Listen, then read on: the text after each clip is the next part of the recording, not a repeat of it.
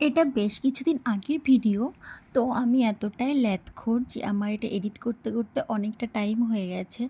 আর মাঝখানে কিছু ক্লিপ আমি দিয়েছিলাম ফেসবুকে। সেটা অনেকেই আস্ক করেছে যে সত্যিই আমি বিয়ে করেছি কিনা? মানে বিষয়টা ভীষণই হাস্যকর। তবু বলতে হলো আরকি।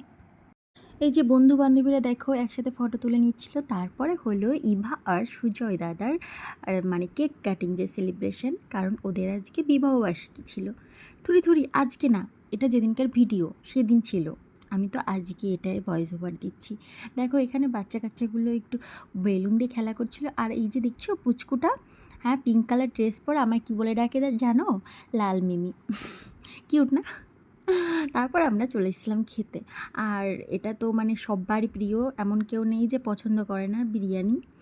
কে, কে আছো তোমরা বিরিয়ানি লাভার একটু কমেন্ট করো তো। তারপর আমরা খাওয়া-দাওয়া শেষ করে দেখো ওদের কাছে যে রয়্যাল চিনবে তোমরা নিশ্চয়ই। অনেক দিন পর দেখলাম তো, সেই জন্য ভিডিও না করে পারলাম না। এখানে দেখো ইভা কি সুন্দর সেজেগুজে বসেছে, কি দারুণ লাগছে। সবাই এসে গিফট দিচ্ছে, মনে হচ্ছে ওর নতুন করে মানে আজকে বিয়েই হচ্ছে।